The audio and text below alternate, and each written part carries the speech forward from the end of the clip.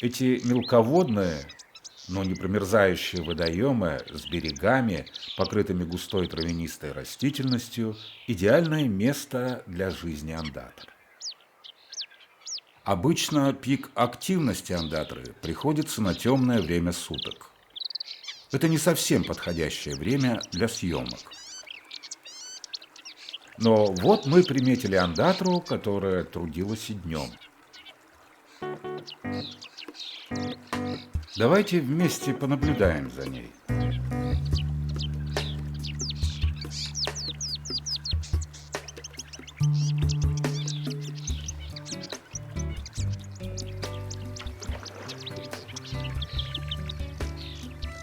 Скрадок, то есть маскировочную палатку для оператора, поставили прямо на воде у входа в нору.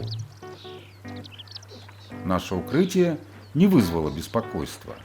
Ондатра обладает хорошим слухом, а вот нюх и зрение развиты слабо. Снимать ее нетрудно. Если вести себя аккуратно, то есть тихо и неназойливо, грызун очень быстро привыкает к новому объекту. Ондатру еще называют мускусной крысой. Мускусной, потому что у самцов есть железа, вырабатывающая секрет с мускусным запахом. Ну а крысой, потому что по виду она напоминает именно крысу. Хотя по размеру существенно больше. И приближается к размерам бобра. Хотя в близком родстве ни с крысой, ни с бобром ондатра не состоит. Судя по всему, у семьи скоро появится очередное потомство. Поэтому самец торопится обустроить гнездо. Ондатра очень ловкое животное. Передние конечности, хотя и небольшие, но хваткие. Грызун легко справляется с крупным тростником. А раздвоенная верхняя губа позволяет с помощью выступающих резцов собирать растительность даже с закрытым ртом.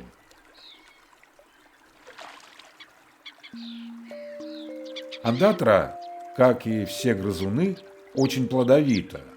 За год самка может принести до 4 приплодов, а в одном выводке обычно бывает от 6 до 8 детенышей.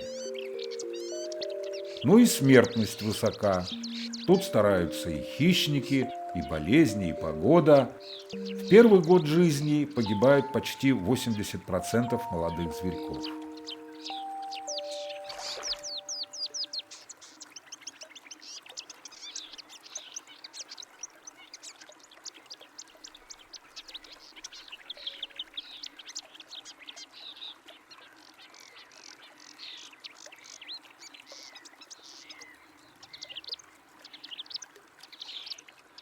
За тростником самец плавает на противоположный берег.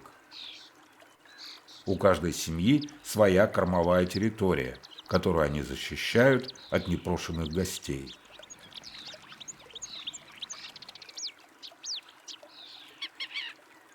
Поэтому далеко от своего жилища ондатры предпочитают не удаляться.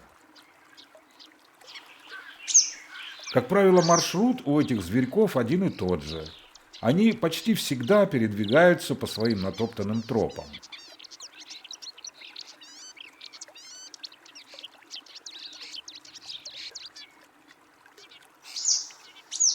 Самец серьезно относится к выбору строительного материала.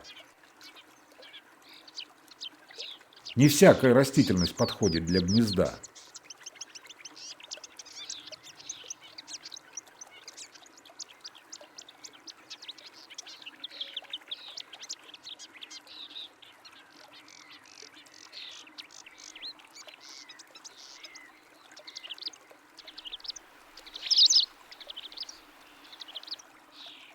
Среди других грызунов ондатра выделяется необычным хвостом.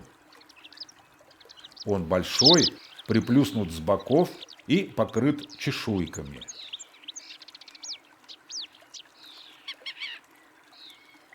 Ондатра умело использует его в качестве руля.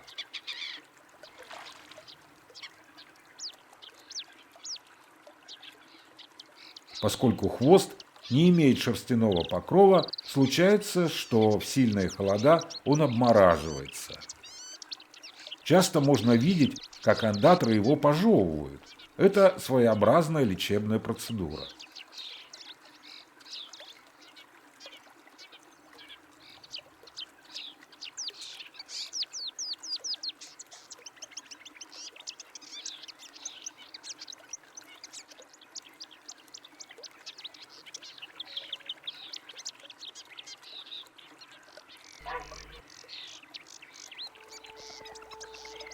На кормовые угодья ондатры пожаловала серая цапля.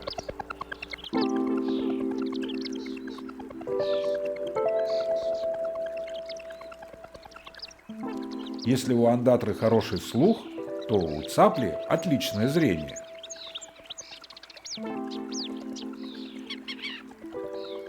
Теперь нужно вести себя предельно осторожно. Даже легкое движение объектива может напугать птицу.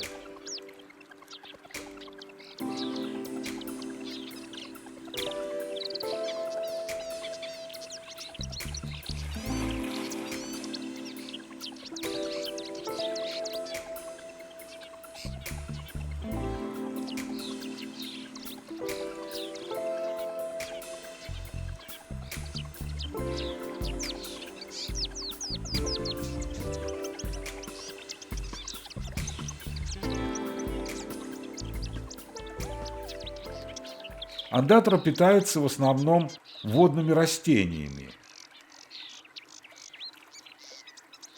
Если же растительной пищи становится недостаточно, в ход идут животные корма. Моллюски, лягушки, мальки рыб.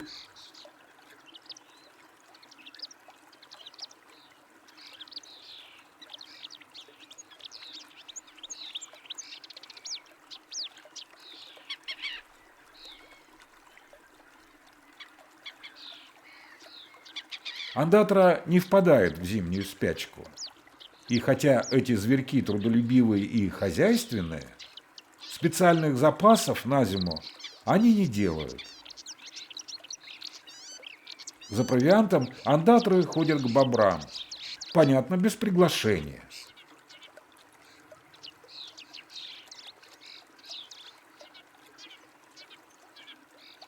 В крайнем случае они начинают подъедать собственные жилища, не особо переживая.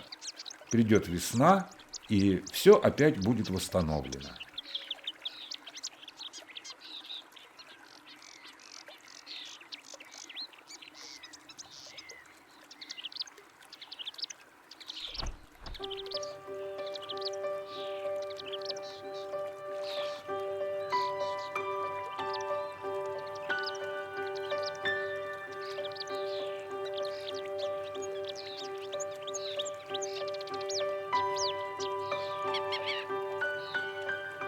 Век ондатры нельзя назвать долгим.